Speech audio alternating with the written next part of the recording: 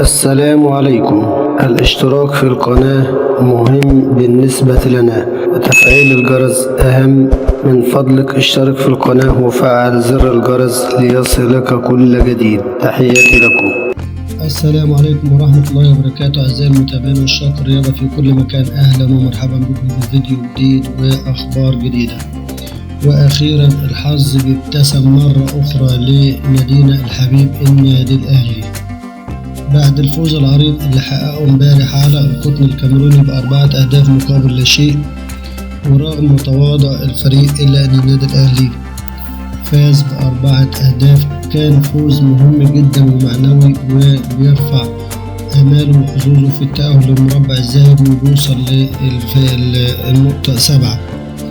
النادي الأهلي كده بالشكل ده لعب 5 مباريات، فاز في 2 وتعادل في 1 وخسارة في 2، له 11 هدف وعليه 8 أهداف.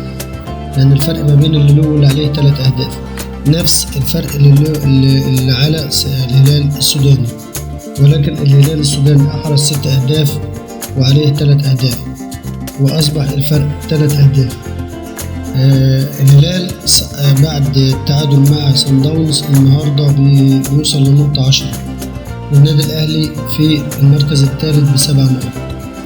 يعني بمعنى أصح النادي الأهلي عاوز الفوز ومحتاج أي نتيجة غير الفوز لا قدر الله في المباراة اللي جاية ما بين الأهلي والهلال هتكون خروج النادي الأهلي من البطولة تماما، واللي احنا مش عاوزينه بإذن الله. ما نفكرش في الهزيمة، نفكر في الفوز بإذن الله كده. بنتمنى إن لعيبة النادي الأهلي بعد ما الحظوظ بقت كبيرة و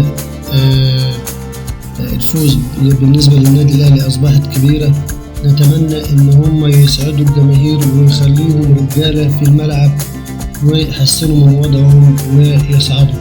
الفرصة جت على طبق من ذهب، خصوصا بعد ما جماهير نادي الزمالك كانت بتقول إن فريق صن داونز هيفوت المباراة للهلال ومش عارف إيه، وعشان يبعد النادي الأهلي عن سكته أو عن طريقه. طلع نادي صن داونز بيدي مثل كبير وعريض في الأخلاق الرياضية لينا كعرب. إحنا كعرب يعني لو فرقة عربية قصاد الهلال أو فرقتين عربيتين قصاد بعضيهم كانوا عملوا مؤامرة على النادي الأهلي، ولكن صن داونز بيحترم جماهيره، بيحترم تاريخه، بيحترم شخصه، وبيحقق تعادل، وكان عاوز يحقق فوز عريض. لأن الكلام اللي كان بيتقال على السوشيال ميديا إن ممكن صن داونز يفوت المباراة للهلال طلع كلام غير حقيقي وخيب ظن وأمال الناس اللي كانت بتقول إن صن داونز هيفوت المباراة للهلال. لأن بمنتهى الاختصار إن نادي صن داونز ما يهموش مين اللي يفوز، على قد ما يهمه تاريخه بيتحسب له كام فوز بالظبط في بطولات أفريقيا.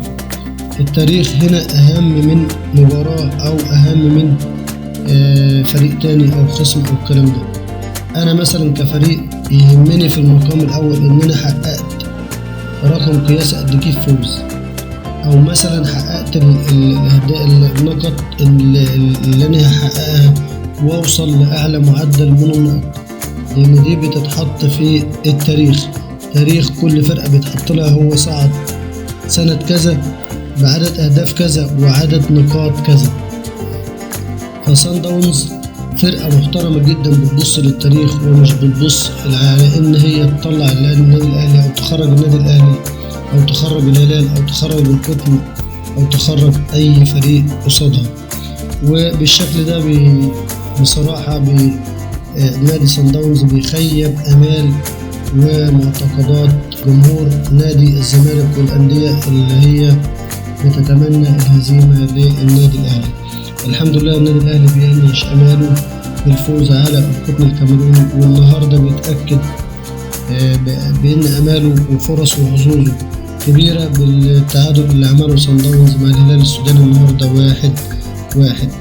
بكده زي ما قلنا في البداية إن دلوقتي صعود النادي الأهلي معلق بأقدام لاعيبته بعد ما أصبحنا إن فرصنا وحظوظنا معلقة بأقدام صن داونز النهاردة بيقدم فرصة ذهبية على طبق من ذهب للنادي الأهلي، وبيقول له أنا قربتك من الصعود خطوة للأمام. إن شاء الله النادي الأهلي يتلقى الهدية اللي أعطاها له صن داونز دي ويحقق الفوز بإذن الله ويوصل للنقطة 10. طيب لو النادي الأهلي وصل للنقطة 10 بإذن الله هيبقى في تعادل في النقاط ما بينه وبين الهلال السوداني. يبقى كده النادي الأهلي هيبقى عنده 10 والهلال السوداني يبقى عنده 10، ولكن اللي هتحسم الأمور دلوقتي في الوقت ده هيحسم الأمور المواجهات المباشرة أولا ثم الأهداف. فكده بكده إن شاء الله عايزين النادي الأهلي يفوز على الأقل بهدفين، لأن الهلال فايز علينا في السودان بهدف واحد، وإحنا لو فزنا يبقى أصبح دلوقتي الدنيا معقدة، ولكن هنلجأ للأهداف بعد المواجهات المباشرة، هنرجع للأهداف وإن شاء الله كده حظوظ النادي الأهلي بإذن الله هي اللي هتترجع بإذن الله ويصعد.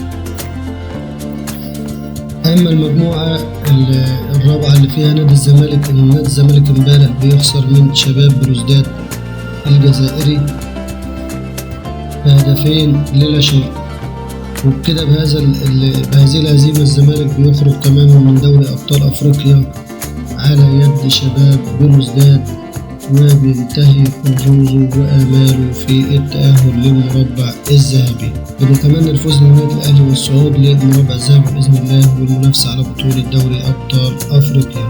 شكرا لكم على حسن المتابعة، والسلام عليكم ورحمة الله وبركاته.